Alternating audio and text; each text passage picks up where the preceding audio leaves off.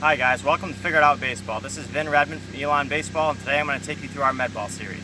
With our college hitters, we use a 12-pound medicine ball. With some of the younger hitters, ages 10 through 14 that I give lessons with, we use anywhere from a 4 to 8-pound ball. If your medicine ball is too heavy, you will not be able to throw it more than 15 feet. The goal here is to throw the ball more than 15 feet right towards the pitcher's head. You're trying to throw this ball as far and as long as you can. The first drill I'll take you through is just a stationary drill. We always start with this drill. I tell our hitters to get to an athletic position. So in order to do that, I have them take their stride out to make sure they have a good base. Their feet should be wider than their shoulders. A couple things that couple teaching points here. I like the front foot pointed about 45 degrees to allow for hip rotation. If it's closed off here, a lot of the guys aren't able to turn their hips. So anywhere between probably 30 to 60 degrees would work. All we're looking for here is to allow for a clear rotation of the hips. All right, so our first drill is a stationary drill. Again, we got to have some bend in our knees and an angle between our knees, our hips, and our shoulders. These should not be in a straight line. Okay, the goal here is to load our hips up, our front and back hip. All right, so the first drill we do, this is a good drill to develop coil in your hitters. We're in our wide base, our ball's by the back hip here. And all we're trying to do is create some coil and work some tension into our back hip and our back leg here. So we set the ball here, and then we throw it as far and as long as we can, and as hard as we can right back towards the pitcher. At the end, you should be able to see a pretty clear line between knee, hip, and shoulder, and then our back hip has gone not all the way around, but has clearly extended this way. Another thing to consider here is that when some of our hitters first come in, they'll do this motion, so their hips will slide forward. As a hitter, it's important that once you get that stride foot down, we don't want any more rotation or any more movement in this direction. We don't want to work this way, where our hips are coming forward. Once we get our front foot down, we got a good base in the ground, we want this movement to work this way. So from here, this is what this drill is training. Okay, at the end, you should have a pretty stiff front side here and an L from your heel, knee, hip, and shoulder. The second drill in our med ball series involves another person. It is a plyo ball throw, or a plyo med ball throw. So we're going to get into that same position. The coach would just stand about 2 or 3 feet right in front of me here, and he's going to push the ball, throw the ball somewhat forcefully right off my back hip here. For lack of personnel today, we're going to have to get creative and improvise. So the coach would be right there, and he would fire the ball right here. And my goal as a hitter is to be as close into a position where I can catch and get rid of it as quickly as I can, and not have to give with it, and then throw. All right. So again, this is just teaching our hitters to be coiled and make sure that they're down in their legs and into their back hip. All right. So to demonstrate, I'm just going to toss the ball up, get into that position, and then throw it as quick as I can. Okay. So it should look something like this.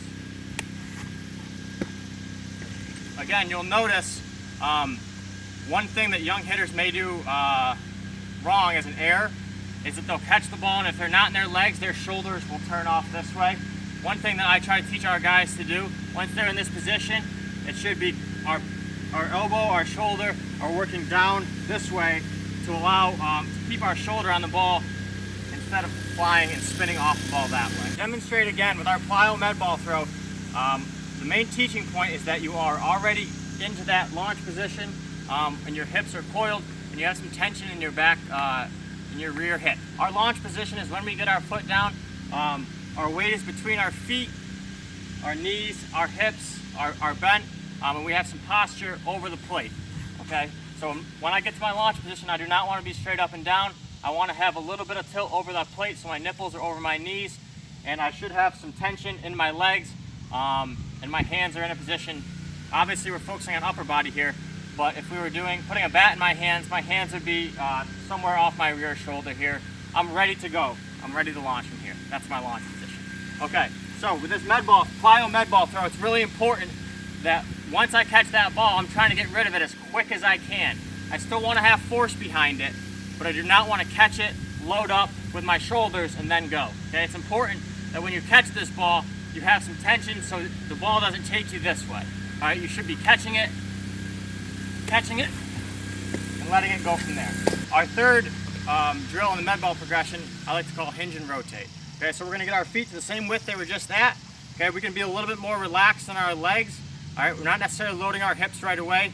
We're gonna add a little bit more complexity in that we're working to load our hips before we throw it. Okay, so we're just gonna start with the ball in the middle of our body here. We're gonna work back into our hinge. All right, so there's an angle between my knee, my hip, and my shoulder, and then we're gonna launch from there. You might ask why it's important that we throw the ball from, or why we throw the ball from our down here instead of up here. I found that any med ball work up here, hitters tend to not engage their lower body and their core and tend to be all arms and push the ball that way. All right, so it's an easier, the focus of this drill is to properly rotate the hips and engage the lower body and core. So that's why we throw the ball from down here. Okay, so for our second demonstration of the hinge and rotate, again, we're just starting nice and relaxed here. Our feet at normal, at launch position. So our foot has already gotten down, we've taken our stride, the ball's in the middle of my body. All I'm doing from here is I'm working back and throwing from there. All right, and it's not, a key coaching point here is we're not just turning our shoulders and throwing it. We need to make sure that we're working down and back and then firing from there. The fourth drill that we do in our med ball series, I call the separation drill, med ball separation drill. So all we're gonna do here, again, we're gonna be in a relaxed stance here. We're not getting to our post-stride launch position, but we're gonna start in a more relaxed stance, and we're gonna start with the ball up by our shoulder. We're gonna bring it down to our knee, and then we're gonna work into that same position that we were just doing, okay? It's important, okay, that you don't work this way and throw from here, but we're still gonna work from here and then work down, and we're gonna be releasing the ball down by our belt, okay, to demonstrate. You should feel a little bit of separation in this fourth drill, and by that I mean stretch between your front hip and across the middle of your body this way. All right, the idea in creating separation, I like to talk about creating space between your front foot and your back shoulder or your hands, and this drill helps create that stretch through the middle of your body through your torso. To demonstrate again.